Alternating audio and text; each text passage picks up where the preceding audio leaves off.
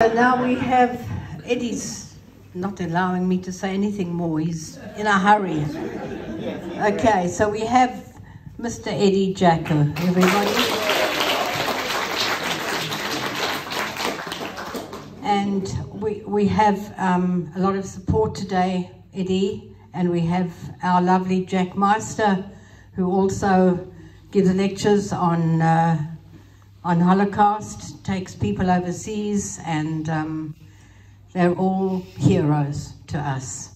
Over to you, Eddie. Very nice. Can you put that on? Because sometimes I will have to read. Okay. Is that comfortable? Okay. All right. Good morning.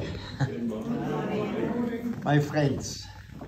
I don't know everyone by name much. So, my friends. It's lovely to be here. It's lovely to be alive. I can tell you. Every morning when I wake up, I see another day to enjoy. It's all bonus. I'm supposed to be dead. Because I've been 2 years in Auschwitz, in Buchenwald. I come from that country, Germany. You see, the Germans say Jews have no honor. We smash them, we gas them, we beat them. But when we invite them and send them a ticket, they come. I don't come. I'm invited by my city every 2 years. First class ticket to Leipzig, a beautiful city. 2 weeks in Hotel Astoria is the best hotel. Cost $400 minimum American per day. And 4,000 euro spending money. No way. What they have done cannot and will not be forgotten to the end of the existence of Germany. I speak to 2 schools every year in Germany, and they go back and they teach what I teach them. Humans have to behave like humans. This was not human.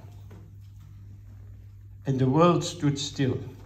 In 1938, I must tell you, you read my book, I came home from an orphanage because my father got me false papers, and I lived for 5.5 years, 860 kilometers from my parents and from my family.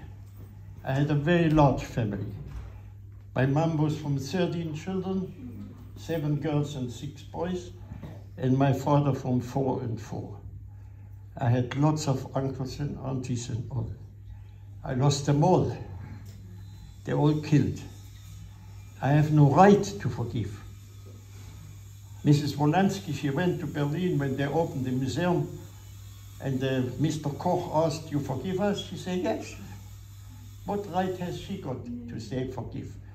No living person can forgive.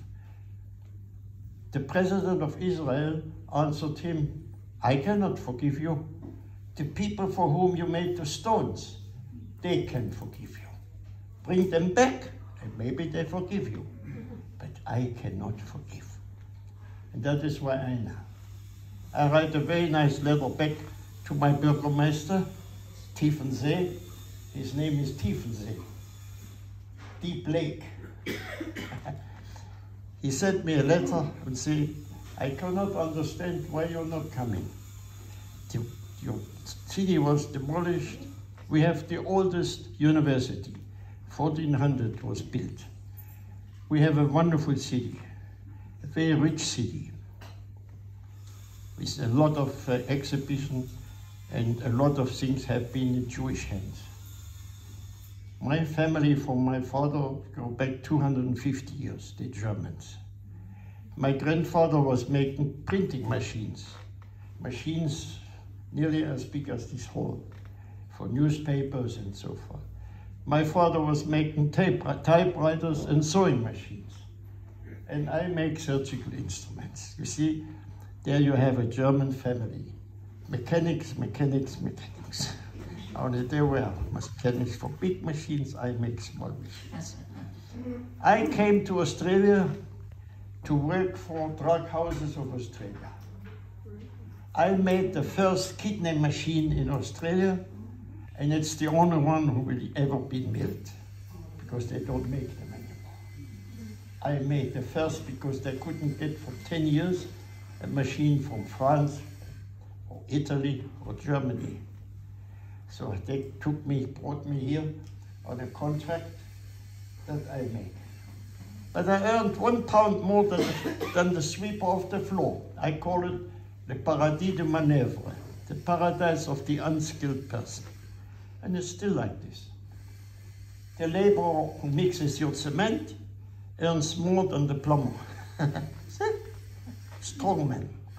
This country is for strong men and for dark people, because the sun is so strong. My brother-in-law came to visit us for 2 months, and he didn't put a hat on, and he had a stroke. No, he was in hospital. The doctor said, it's not right for white people, this country. So be careful. We die from melanoma. All I wanted to tell you, it's wonderful to be alive. And the best medicine is be happy. Be happy with what you have. Not everybody can be rich. You don't know what a rich man. He may have kidney stones or the liver sickness or something because he drink too much, you know. So whatever. I was always happy with what I had. But I want to tell you also something else. The Jewish people in Australia and in some other countries have learned nothing.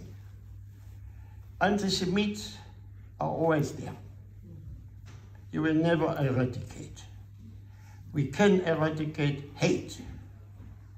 You are allowed to say, I don't like those people. You also say, I hate. It's wrong. Humans must not hate. If you believe in God, God made the black and the Chinese and the Mongols, and all people are made by him if you believe. I don't. We make our God, not God makes us. My God stays in Auschwitz. I cannot go. I have a seat in the great synagogue, but I cannot go there and say, forgive me on Yom Kippur, I sinned. What did you do? You still made a false statement or something. I don't do that. I believe my God is in me. My conscience will punish me, and it did when I got married. I had a brother who lived in Paris, he died now, and he paid for us, for my wife and me, 2 weeks in Monte Carlo. But I lived in Belgium. I was workshop manager of a big company. And my boss said, I can give you only 1 week holiday. But I took 2 weeks holiday because my brother-in-law said to me, I spoke to Monsieur Bernard, my boss, he gave you 2 weeks. Oh, wonderful. So I went with the idea that I got 2 weeks. On the way back, he said to me, I never spoke to you, Monsieur Bernard. I lied to you. So why did I have to lie? I went to my boss. We had a small accident. We were in a car and one axle broke. But we lost only 4 hours. When I came to Monsieur Bernard, who done everything for me because I had no parents, I said we had a little accident and that retarded us. It was not a full lie, but it was a lie. And I had a coat and I had to grind a tool. And normally I put my sleeve up. I didn't because I was worried about something, because I told him just a lie. And I was caught in the machine and it cut my finger. And this finger hung half down. And I put a towel around.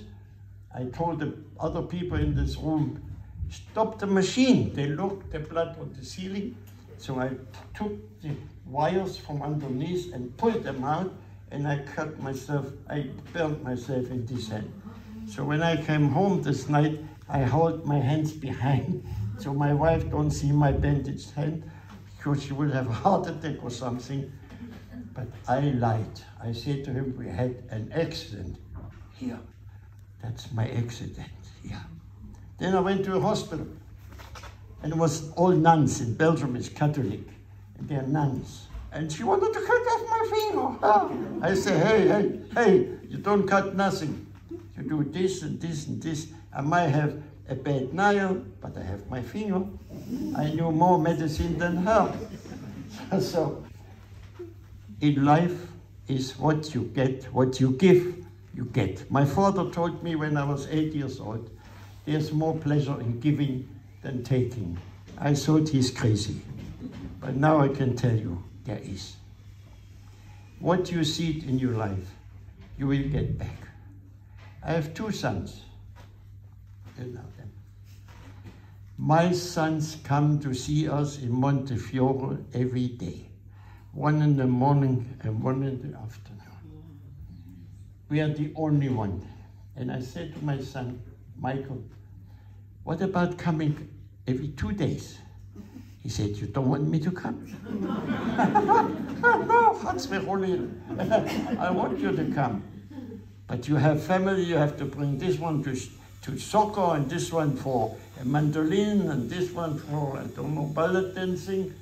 So he said, hey, Dad, if you live 150 years, we will not be able to pay back what you have done for us. And that is beautiful. I have the best family, maybe not larger than my parents, but quality, not quantity. That's what I do with my food, quality. Sorry, in Monty I don't get quality. So anyway, those Indian, excuse me, those Indian cooks don't know how to cook kosher. They don't know how to cook their own food. How can they cook kosher?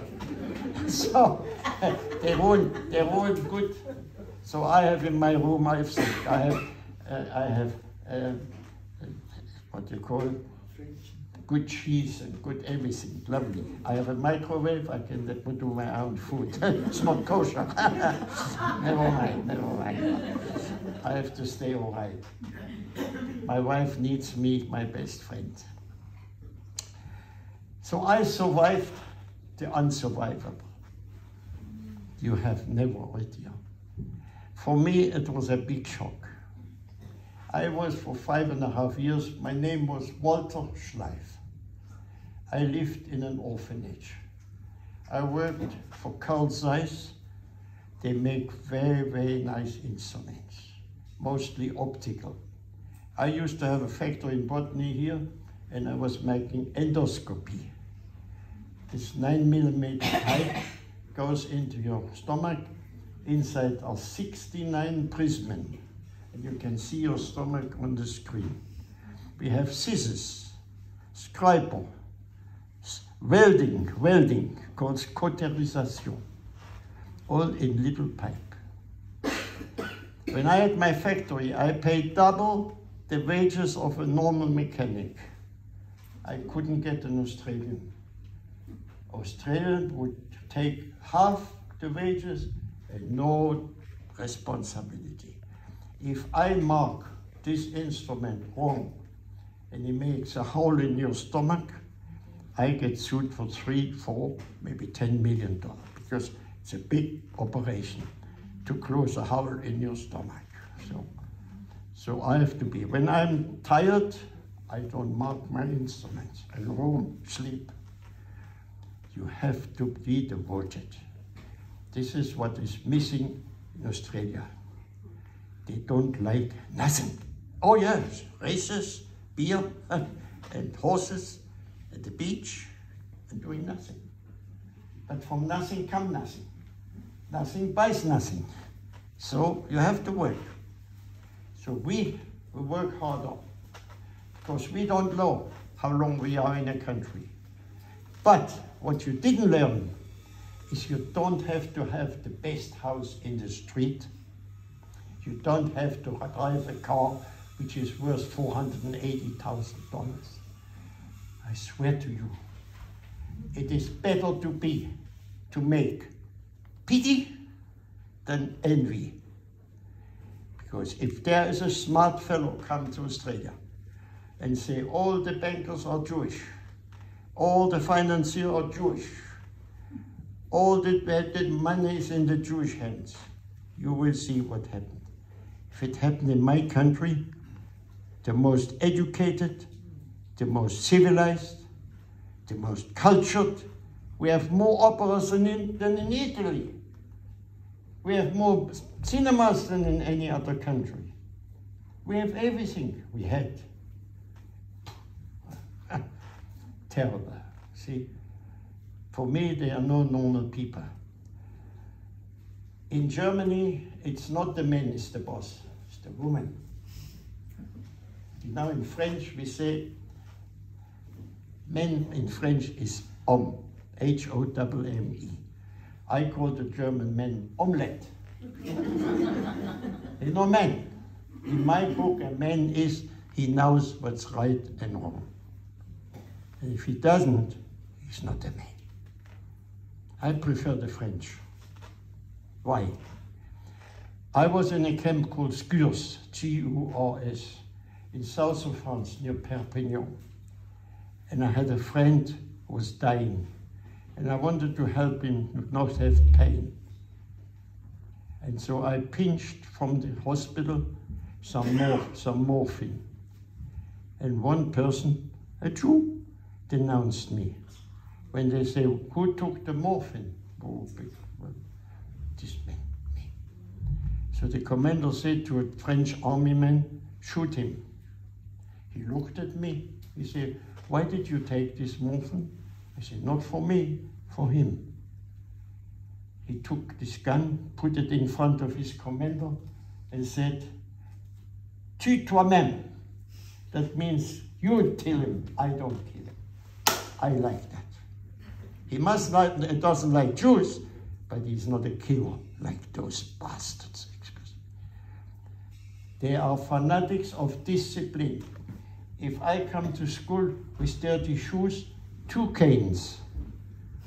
If a button is missing on my uniform, 3 canes. Too much discipline, but not much there. Kindness is not born on a tree. It is in you. We're all born with the same brain. You put something in, you get something out. You put nothing in, you get nothing out. But you can learn. I'm 101 years old, I'm still learning. Also, I want you to understand, for me, before you answer, even your husband, I have never had a fight with my wife. She shouts, she's hot-blooded. She doesn't mean it, but she shouts. So, I didn't hear nothing, I don't answer. No fight with Eddie. I don't answer. 2 hours later, she rings me on my phone and she apologized. So, she's the best cook, the best mother, best wife, my best friend. Why should I be arguing with her? I want to make this world a better place for everyone. I have no interest, whatever I tell you. I don't want to earn nothing. I didn't even think that I will be able to sell 220,000 books in Australia. I'm the best seller for 1 year. Nobody has done that before.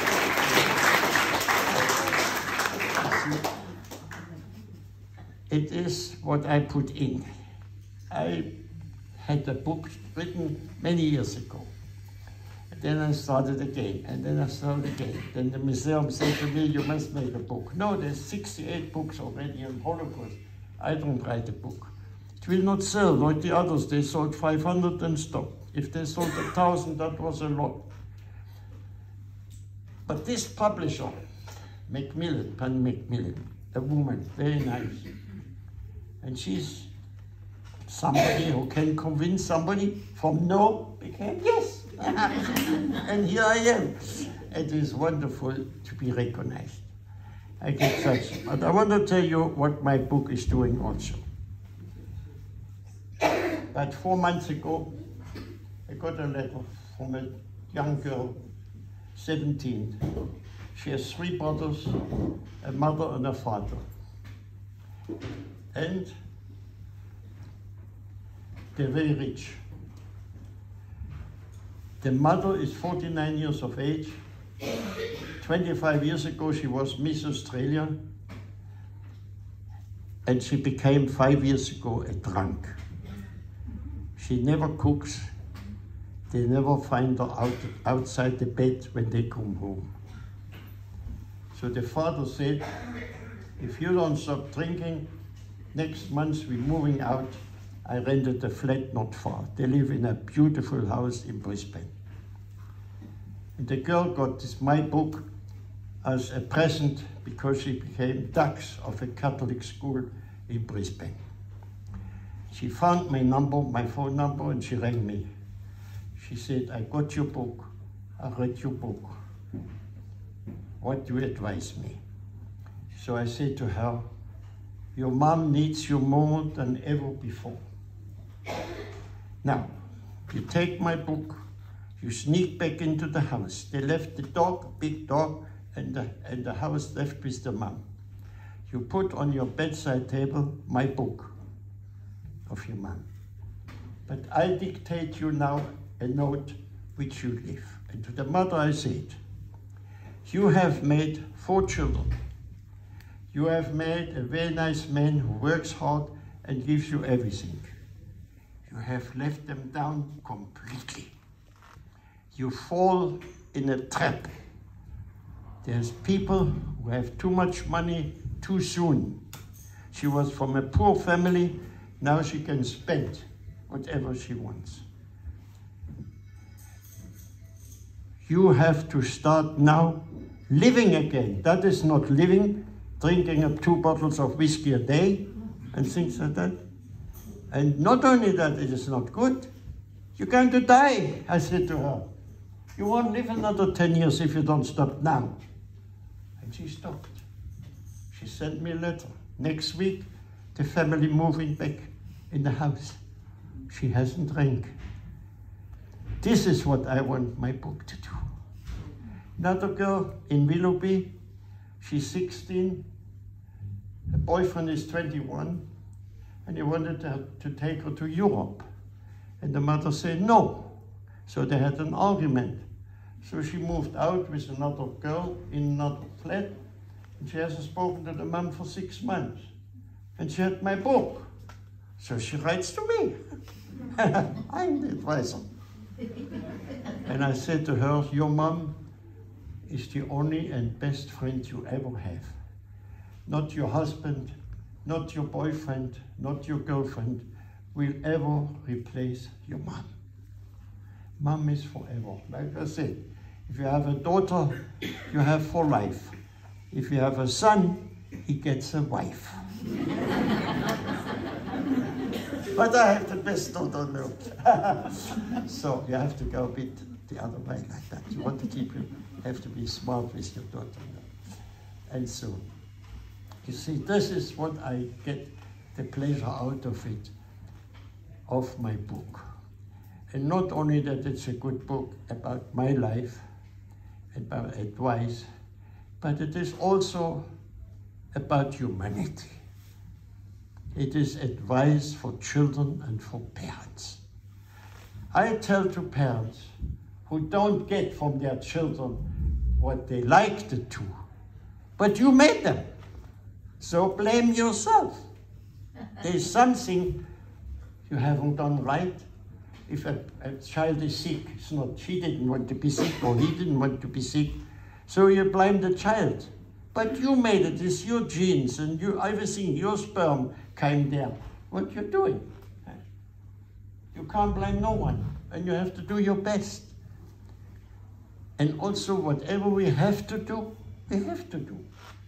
But if you like doing it, it's easy. If you don't like doing it, it becomes very, very hard. This is where I come in.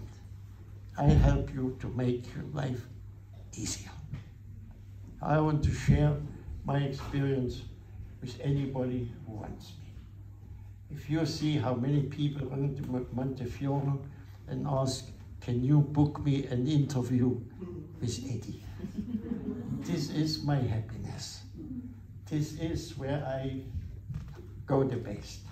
That I can advise people by my experience how to be better, how to be kinder, and it costs no more. We all can do that. So I want to, as you have my book, most of you will know me, I want to read to you something which I probably never told you. On the 27th, maybe Valerie heard me once, on the 27th of January 2010, that is the liberation of Auschwitz, I made to a big congregation in the great synagogue a speech. And I said, I want to tell you, this was where doctors, lawyers, judges, consuls, ambassadors, they were all there. And I want to tell them, one day in Auschwitz. So I said, arriving with my parents and sister in Auschwitz, after the selection of Dr. Josef Mengele, my sister and I were by miracle chosen to work for Bayern. My parents were sent to the gas chamber. The day in Auschwitz started with a cold shower, bread and coffee, sometimes marmalade and margarine. Then 7-kilometer walk to work, and 3:30, again 7-kilometer back to the camp.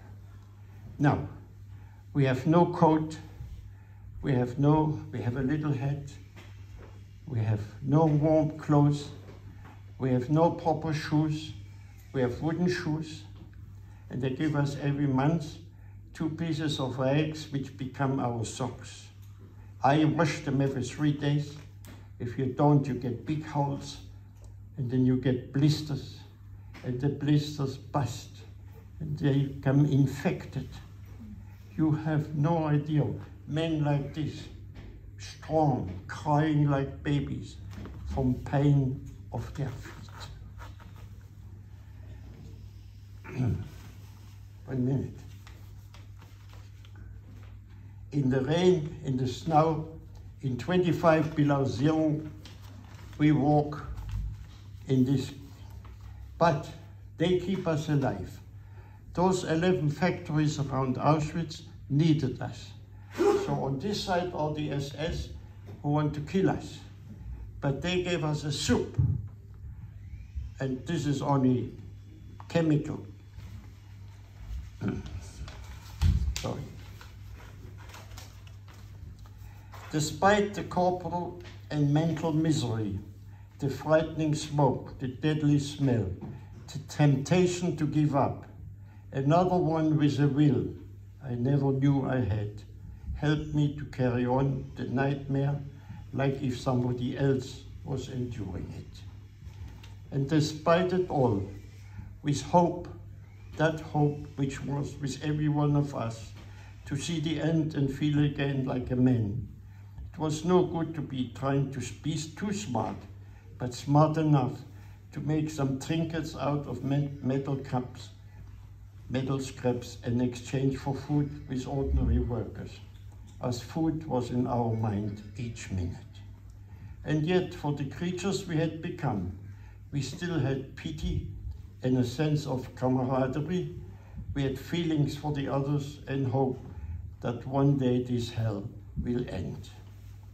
Our motto was to hold on. Such was the common expression used by people living in concentration camps.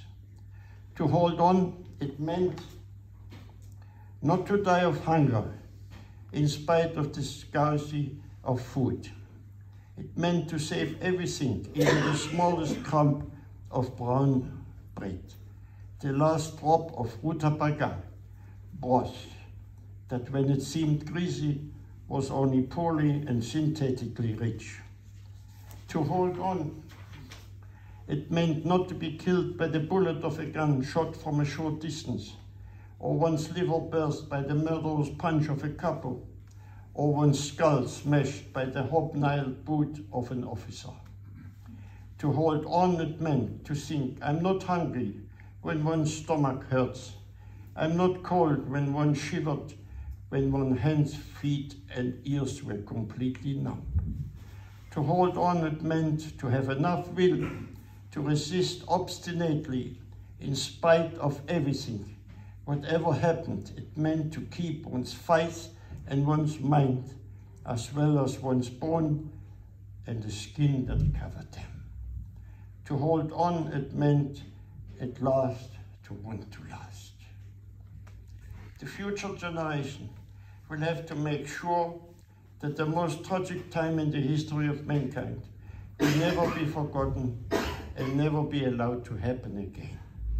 And now, as I stand in front of you, happy and grateful to be alive, I make this promise: with God's help, we will have a few more years to educate the young and the old, to eliminate hatred, to learn from the past, and together, you and me, we will make this world a better place.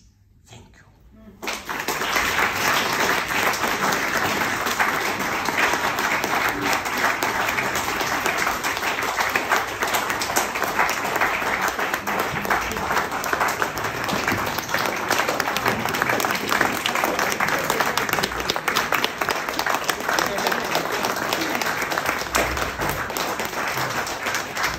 Not finished, I'm not finished. Just 1 minute. I wrote something very nice, it's only short, about friendship. Because I speak a lot about friendship. You're all my friends. I honestly don't know how people can exist without friendship. People to share their secrets, hopes and dreams. Also people will share humiliation, shame and loss. Friendship need have nothing to do with coming from the same background and sharing the same interest. A friendship can grow on the most unlikely and barren ground. Many people will walk in and out of your life, but only true friends will leave footprints in your heart. A friend is... What are they doing so much noise? It was a worker, it wasn't one of us. A friend is, as it were, a second self. To the sweetness of friendship, let there be laughter and sharing of pleasures. Shared joy is double joy. Shared sorrow is half sorrow.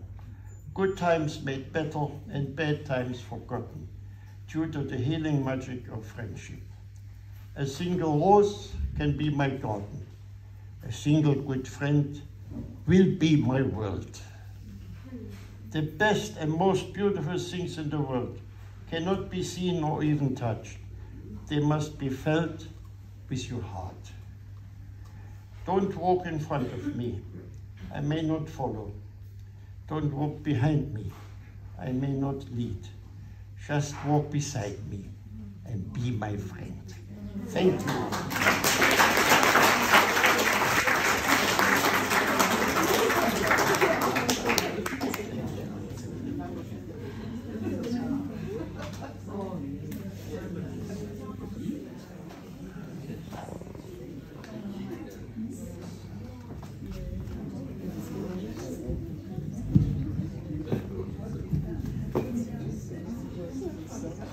Eddie, I'm not often speechless. Thank you.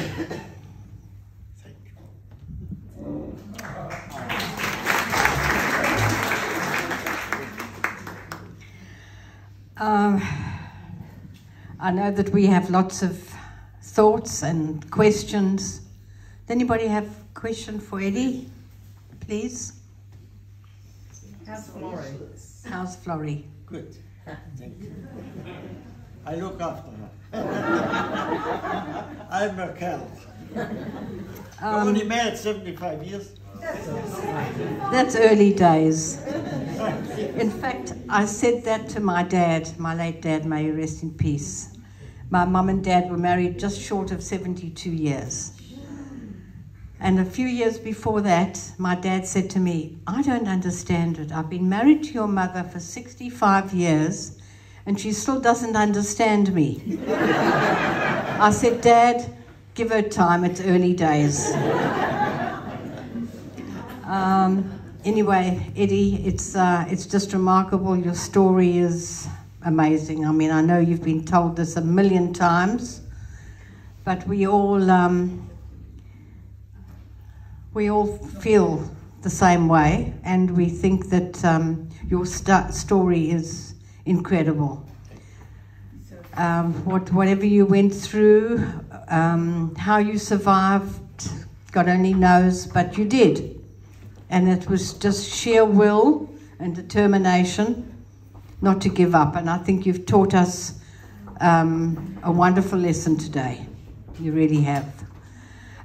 We just have a little gift for you, presented to Eddie Jaku in sincere appreciation of the lecture today, and some trees planted in Israel.